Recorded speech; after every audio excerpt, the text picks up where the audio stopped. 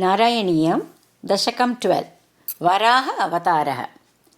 स्वायम्भुवो मनुरथो जनसर्गशीलो दृष्ट्वा महीमसमये सलिले निमग्नां स्रष्टारमापशरणं भवदङ्घ्रिसेवा तुष्टाशयं मुनिजनैः सह सत्यलोके।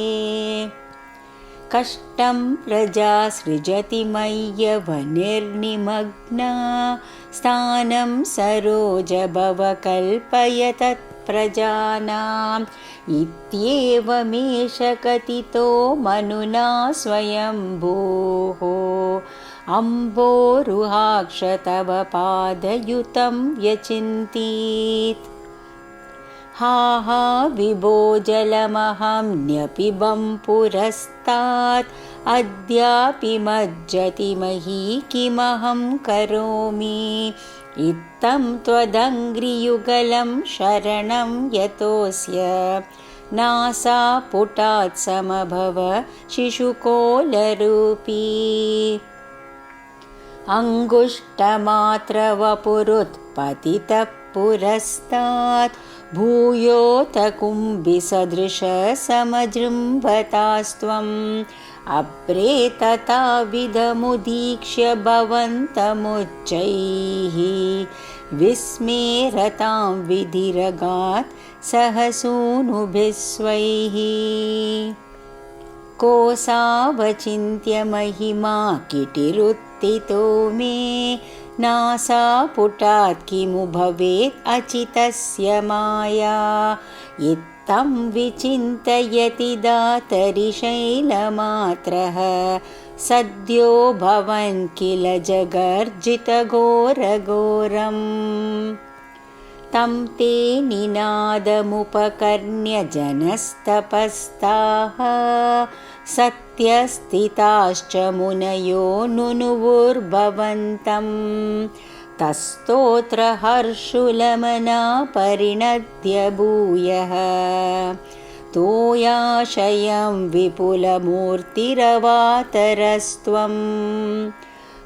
ऊर्ध्व प्रसारि परिधूम्रविधूतरोमा प्रोक्षिप्तवालधिरवाङ्मुखघोरगोणः टूर्णप्रदीर्णजलद परिगूर्णदक्ष्णा स्तोत्रिन्मुनीन् शिशिरयन्नवतेरितत्वम्।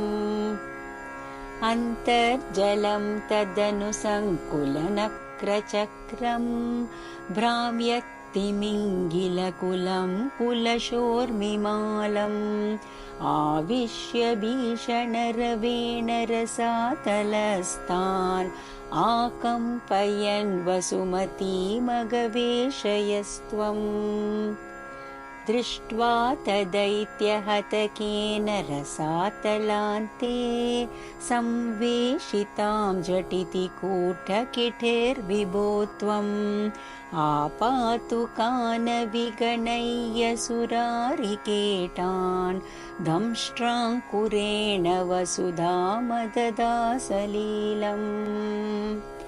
अभ्युद्धरन्नतधरां दशनाग्रलग्नम् उस्ताङ्कुराङ्कित इवाधिकपीवरात्मा उद्धूतघोरसलिला जलधेरुदञ्चन् क्रीडावराहवपुरीश्वर पाहि रोगात्।